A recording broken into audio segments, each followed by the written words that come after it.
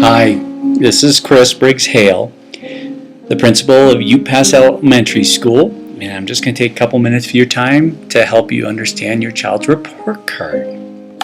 You know about standards, and if you don't, they're just simply language that defines the expected skills and knowledge in clear, precise language.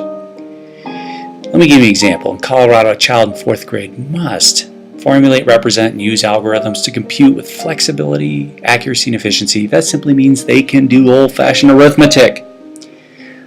Let's say that a teacher is pretty confident the child understands the concept of the whole number, but they keep getting the word problems wrong. Now, maybe a lot of things going on there, but if we look at the language of the criteria, it says solve multi-step word problems. It could be that the child doesn't have a reliable procedure of steps to follow to help them solve those problems. You see, that kind of criteria helps us craft the precise language that children really listen to. And we know from our experience and research, and from research, that they benefit from that kind of precision.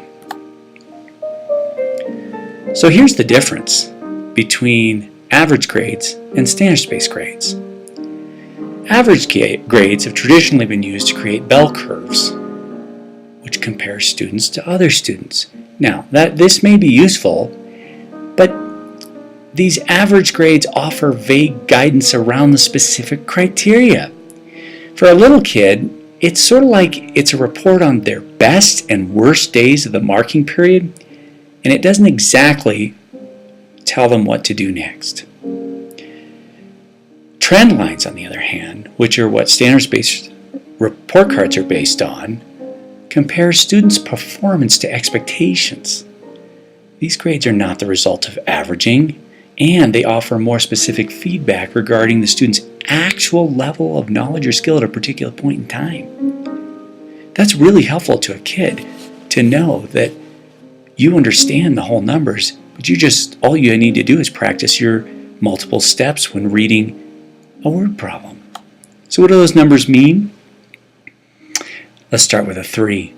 3 simply means that the child is performing and meets 100% of the expectations for a kid at that point in time. It is not an average. It does not mean 75%. It means that there is an established expectation and your child has met 100% of it. However, if you want your child to be a 4, it's just a matter of knowing what would come next, or maybe even as far as a year ahead. When children see what next year's knowledge and skills would look like, they can start shooting for it now. And if they perform at that level during this school year, they'll be a 4. In the real world, criterion reference assessments are used in many, many places. Too many to go in here, but let me give you an example that will apply directly to your child before you know it. When your child takes the ACT or the SAT, their score is not averaged. It's criteria. It's a trend score that says where their knowledge and skills are at this point in time. So think about this. When you were learning how to ride a bicycle, the expected criteria, a 3, might have been that you could ride across the lawn. So as you were learning how to do that, you might have been a 1 as you just barely learned how to take the training wheels off. And then you were able to balance and maybe scoot ahead a couple of feet. All along the way, your parent or some adult was giving you specific criteria saying, hey, pick your head up, keep pedaling, keep pedaling. And you started to put it together. And it started to make sense bit by bit as each one of those pieces of criteria was mastered, and pretty soon you rode across the lawn. Now let's say that during that ride or soon thereafter you popped a wheelie and rode that bike across the lawn like it was a unicycle. Yeah, that would have been a 4. So why is it great? Why does it help kids? What is the research saying? What do we know from our own experience? That level of specificity helps kids. They take ownership of it when they know what's coming. When they know, I know whole numbers, I just got to remember the multiple steps in a word problem. It's consistent. In a standards-based evaluation program, a 3 is a 3 is a 3, a 4 is a 4 is a 4. It's not like in average grades where we all know that one teacher's A isn't always the next teacher's A. For me as a parent, that could be very confusing. And as a kid, it's really confusing. And it can be demotivating too. And in the end, when we start showing kids what the highest levels of performance look like, that's rigorous. That's the shift we want you to understand. We give kids specific criteria. Straighten your legs out. The goal is that you can swing well. That's a 3. But maybe you hit a home run. That's a 4. It's a great conversation. We know from experience that it really is motivating for kids and that they love talking to us about it. But in the end, the report card isn't for us. It's for you. Now, while we can't shift back to an average system because we know that that isn't the best research-based way to provide assessment to kids and feedback to children, we can make a report card better.